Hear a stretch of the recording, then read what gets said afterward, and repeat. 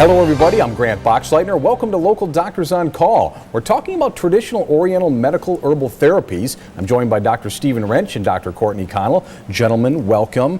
And I want to start by just asking, how old is Chinese herbal medicine? Well, historical records, Grant, indicate it's traceable back about 3,500 years in China. And it was really just like anything, it was a trial and error. You have to wonder sometimes in the beginning. When they decided that they were going to start with plants, it was a plant-based medicine. We went with bark and leaves and twigs and roots and berries and the fruit of various plants and trees, and then it evolved from there. And they had to be careful that they didn't eat anything or ingest anything poisonous, I would imagine. And you have to assume, and there's not a lot of documentation here, but I'm sure there is some available somewhere, that somebody had to be the first to try those things. And yeah, right. I'm sure it was painful in some situations, but that we benefited by their knowledge certainly today.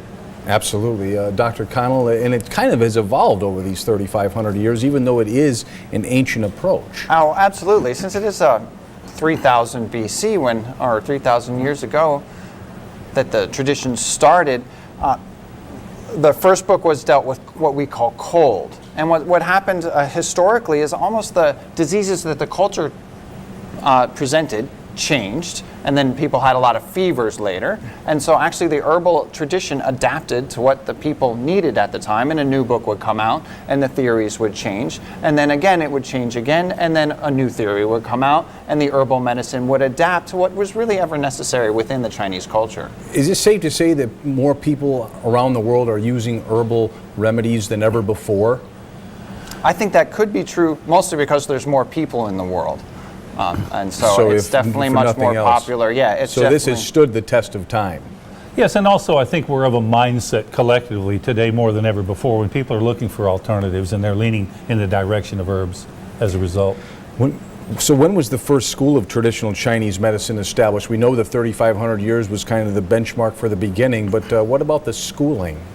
I just threw this out to my class this morning as a trivia question, and I got 1935 and 1871. It's actually interesting, 629 AD.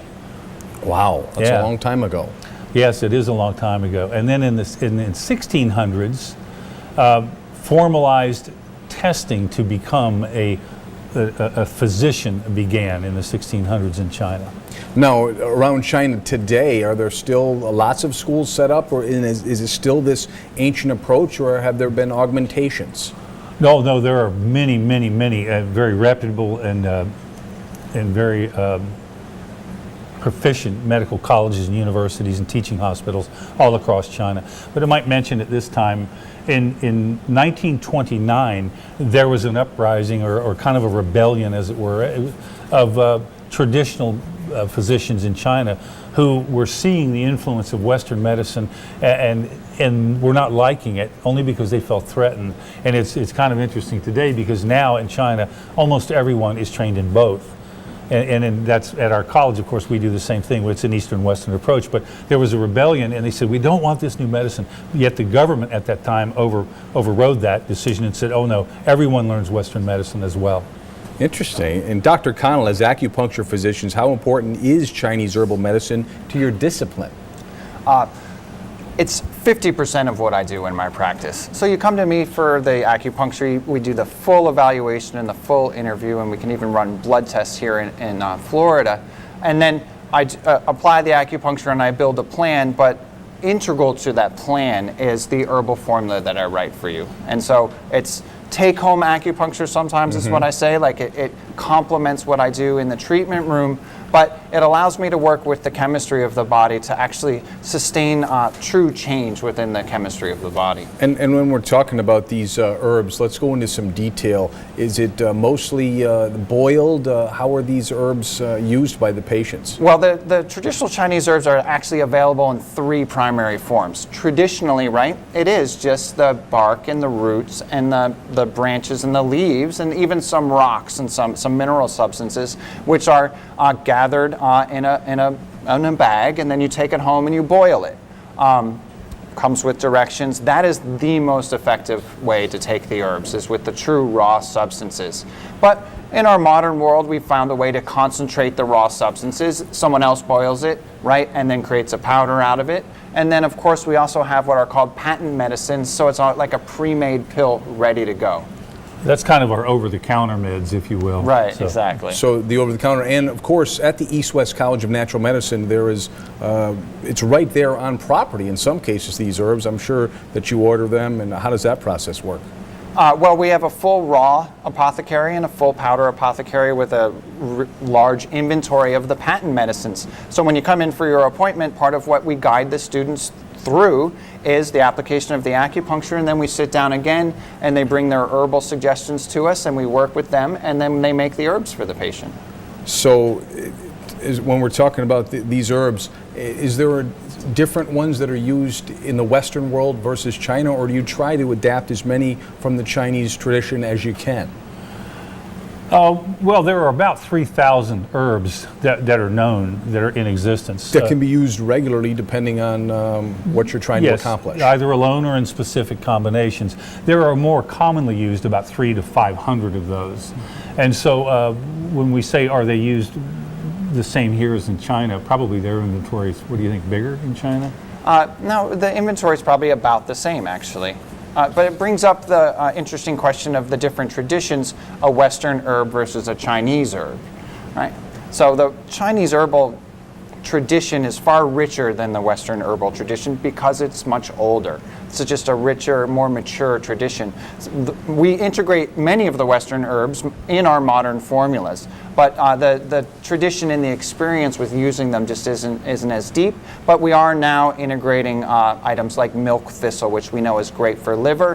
Western herb, it's not in the traditional apothecary, but it's so good we put it in our formulas. Great conversation, and in our next segment we'll go into more detail about herbal medicines. Stay with us. Hi, I'm Dr. Stephen Wrench, Dean of Clinical Sciences at East-West College of Natural Medicine in Sarasota. Our approach to wellness using Oriental and Western medicine is often referred to as complementary, alternative, integrative, or even holistic medicine. We like to think of it as simply medicine. Call East-West College of Natural Medicine today to schedule your consultation or to learn more about our program of Oriental Medicine. Highlights, scores, breakdowns of all the local teams every Friday night. What more could you want? Friday Football Fever, the Suncoast's hottest high school football show, is back. Keep up with the teams from across the area. And I'll be on the sidelines of the Game of the Week every week, bringing you interviews from coaches and players from Southwest Florida's biggest matchups. All the Suncoast high school teams, rivalries, and action, we've got it all right here every Friday night on the Suncoast News Network.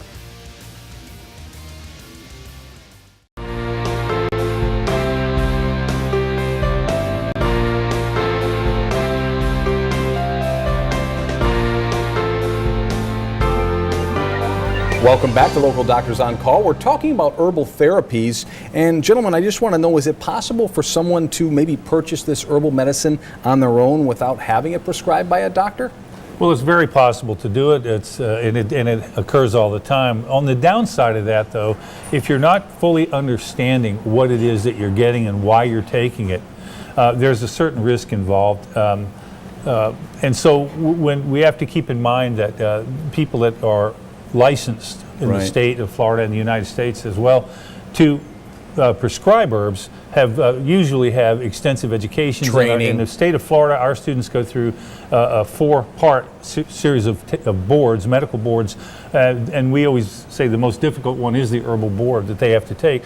So when you go, let's say, to a health food store and you say, give me this product because my neighbor takes it and he swears by it. It doesn't mean it's right for you. Mm-hmm. And certain things to consider are the flavor of an herb or anything changes certain things or presents certain things. The nature, is it hot, cold, cool, neutral, warm?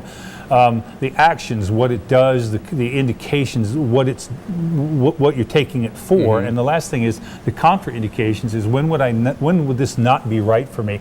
And just walking in off the street to a pharmacist or a health food store, or drugstore where they have this, or a grocery store, there's a little bit of a risk. It may not work. It may have adverse effects, and so on. So it's not a good idea. For some, and that's interesting though. For someone coming in completely new to this, it sounds like there were several places where you can find herbs on the shelves, and I didn't even know that. Grocery stores, pharmacies, health food stores. That would be a more limited. Probably that would be more in the supplement, while a lot of those are herb-based. Right. But as far as herbs in a raw form, you're not going to find that very often, I don't think. That would be like we have, as we said, we have an apothecary on premises. So unless someone's growing them privately or as an individual, usually you'd have to go somewhere to get it in its raw form. Exactly. Well, these days with the online environment, sometimes people can get their hands on them. In some situations they're not supposed to, but the online environment's so free that sometimes, so people sometimes turn to there to see if they get it. But perhaps maybe they've already had it prescribed and they're just trying to see if they can get it, or price compare, or whatever the case may be. Sometimes it's not appropriate to be taking a formula for a super long time, so we can't even say that that's an appropriate time to do it. So what are some of the ingredients that may be found? We've been talking about these formulas, an herbal formula. Well, the ingredients really are in the raw form, right? Sticks and twigs and berries. Some of the common things that people might recognize is cinnamon is a very big herb in Chinese medicine.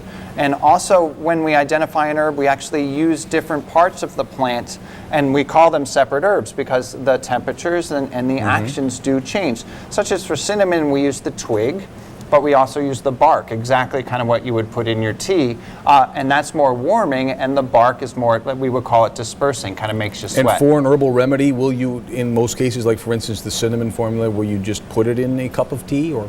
Well, the preparation of the raw formula, and we educate our clients on this all the time because the raw is the best way to take the herbs. So there's a very traditional formula called gui tong, so a cinnamon decoction, right? So it's based around actually the cinnamon twig. So I put the 5 ingredients in that formula in a bag for them, either paper bag or plastic bag, and I send them home with some instructions, right? They are to bring it to a boil, put all the ingredients in 6 cups of water or so, bring it to a boil, let it simmer for 20 minutes, right? Since it's cinnamon and actually does it change color as that's doing that? It should. Depending on the herbal constituents, sometimes we'll soak them right beforehand for maybe about 10 minutes so that the water gets into it, and then the water will start to change color. Like a gui tong, it actually turns sort of a light yellow. Okay, and so that's one formula. Is there another one that's kind of common? You mentioned cinnamon. Well, there's a lot of the formula apothecaries, 162 different really traditional substances, and about a book about this big that we memorized. I see. So it's pretty dynamic. I always do like to talk about the common cold formulas, right? Because I always like to say that in Chinese medicine, we actually do have the cure for the common cold. The cure for the common cold. It's one of 25 things, though, right? So it's not one thing. It's one of these like 25 that are really focused on common cold symptoms.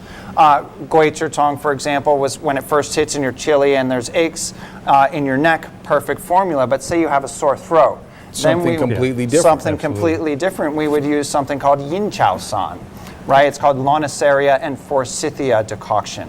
And so, like that formula would be maybe just a touch bitter on the tongue, right? But that bitter flavor actually will help the infection go away.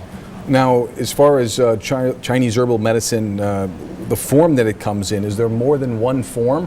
Sounds like there's a lot of Yeah, forms. as I was saying, not everyone is agreeable to the raw herbs, so our next best choice are these concentrated granules. So I can literally take the 4 constituents or 5 constituents, put them together in granules.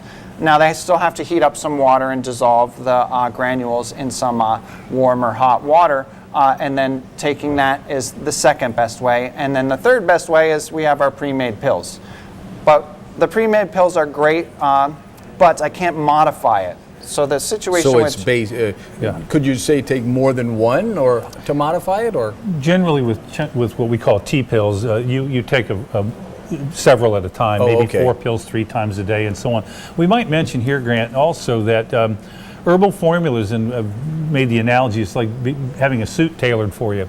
Yours is different than mine. Mine's different than Dr. Connell's. So it's with a raw herbal formula, it isn't one size fits all by any stretch. And so that's why Dr. Connell referred earlier to having an old formula and going, well, can you renew this prescription? I took it last year and I had the same thing, but things have changed within you, and the formula that you took a year ago may not be right for you today. So these things, and they also, you don't want to take a formula that's been sitting around the house forever, and that's another issue. Is a lot of people don't want to go home and brew. That's why we have the step down to granular. So these have an expiration date, if you will? Yes, they do. Okay.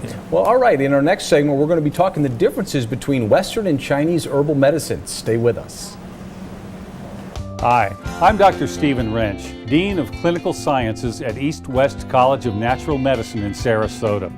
Our approach to wellness using Oriental and Western medicine is often referred to as complementary, alternative, integrative, or even holistic medicine.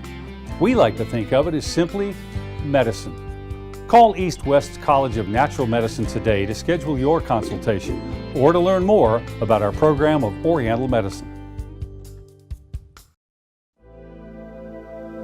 Ever dream of helping people? At East West College of Natural Medicine, our massage therapy program could help you achieve your dreams. Our program combines the theory and clinical application of various types of massage treatments and modalities. You could discover a path to providing pain relief, help increase mobility, and share relaxation. Let us help you realize your dream. Call 941-355-9080 today. Highlights, scores, breakdowns of all the local teams every Friday night. What more could you want? Friday Football Fever, the Suncoast's hottest high school football show, is back. Keep up with the teams from across the area. And I'll be on the sidelines of the Game of the Week every week, bringing you interviews from coaches and players from Southwest Florida's biggest matchups. All the Suncoast high school teams, rivalries, and action, we've got it all right here every Friday night on the Suncoast News Network.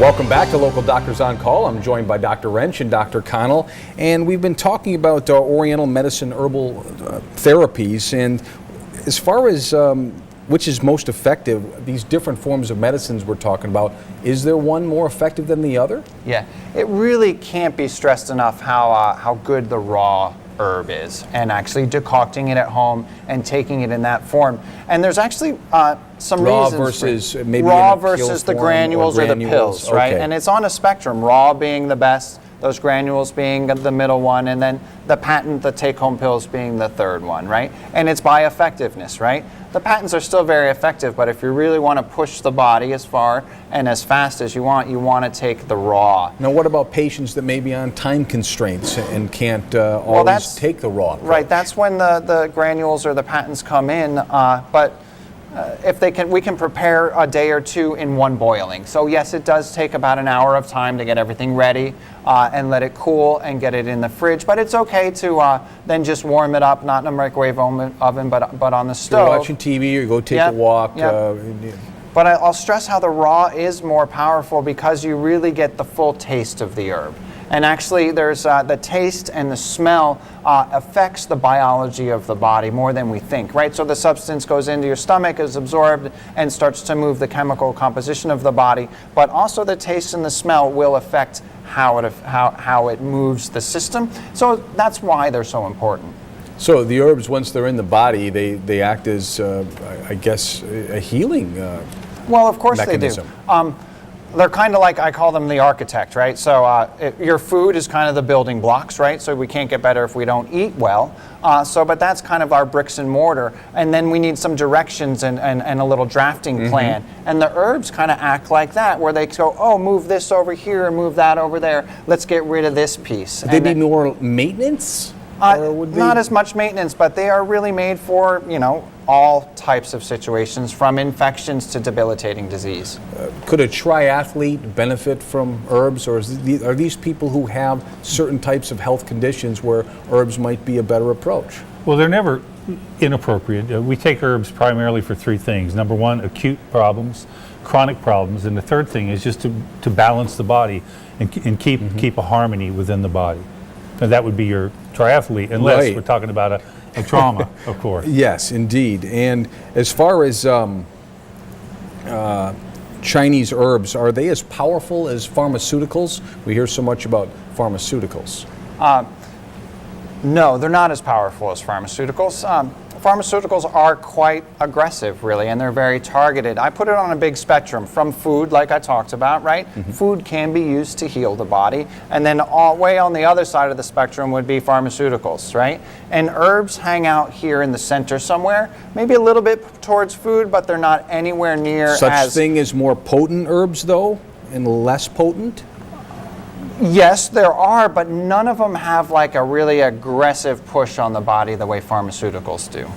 So let's talk about side effects then. We know there are side effects for pharmaceuticals, a lot, depending on the drug. What about for herbs? Well, if they're properly prescribed and they're taken in the right combinations, and there again the educational process comes into play here, there should be little to no harmful side effects. The difference is that when we put herbs into the body, we have to remember that these are natural ingredients, things that the body does not recognize as foreign to itself.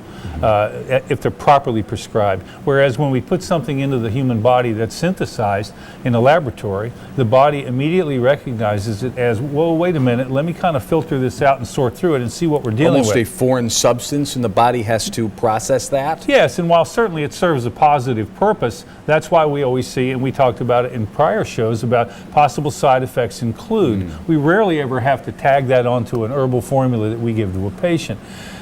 We may say in the unlikely event that this upsets your stomach to any degree at all, immediately stop taking it and so on. We almost never see that happen. But there wouldn't be any long-term side effect, it doesn't sound like. As long as it's properly prescribed, there shouldn't be.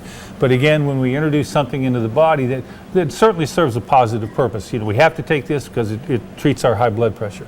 But the side effects may be a rash, it may be night sweats, it may be insomnia, it may be constipation, it may be whatever. That's the body speaking back to you going, well, I get it, but there's something about this I don't like. This is a problem in some ways. And the body is communicating back to you, right? So what are some of the differences then between pharmaceuticals and herbal medicines? Besides the chemical makeup, I know that's a big one, right? Well, I think one thing in the way we view medicine in our country, we're kind of a fast food mentality and give me a pill and make it go away. And in our country, we go, well, I got a cold, and then I took cold medicine, and then I got a migraine. And even with antibiotics, there's so much everybody, give me an antibiotic, and then we're having these problems. Yeah, that's a little bit of a different horse of a different color there. And we get a migraine headache, and we go, where's the migraine pill? Medicine. But in China, it's exactly the opposite. It's more of a maintenance, and it's a boosting, a balancing of this mechanism. So we say, take this, and you won't get a cold this winter. Take this, and once we understand the kind of headaches you're having and the causes of the headache, we go, take this, and they shouldn't reoccur. Right. So it's a cart before the horse kind of a thing. We have to adapt to that. We're not used to that in this country. So. Very interesting. And in our final segment, we'll talk about the Nobel Prize. Stay with us. Highlights, scores, breakdowns of all the local teams every Friday night. What more could you want? Friday Football Fever, the Suncoast's hottest high school football show, is back. Keep up with the teams from across the area. And I'll be on the sidelines of the Game of the Week every week, bringing you interviews from coaches and players from Southwest Florida's biggest matchups. All the Suncoast high school teams, rivalries, and action, we've got it all right here every Friday night on the Suncoast News Network. Hi, I'm Dr. Stephen Wrench, Dean of Clinical Sciences at East West College of Natural Medicine in Sarasota. Our approach to wellness using Oriental and Western medicine is often referred to as complementary, alternative, integrative, or even holistic medicine. We like to think of it as simply medicine. Call East West College of Natural Medicine today to schedule your consultation or to learn more about our program of Oriental medicine. Ever dream of helping people? At East West College of Natural Medicine, our massage therapy program could help you achieve your dreams. Our program combines the theory and clinical application of various types of massage treatments and modalities. You could discover a path to providing pain relief, help increase mobility, and share relaxation. Let us help you realize your dream. Call 941-355-9080 today.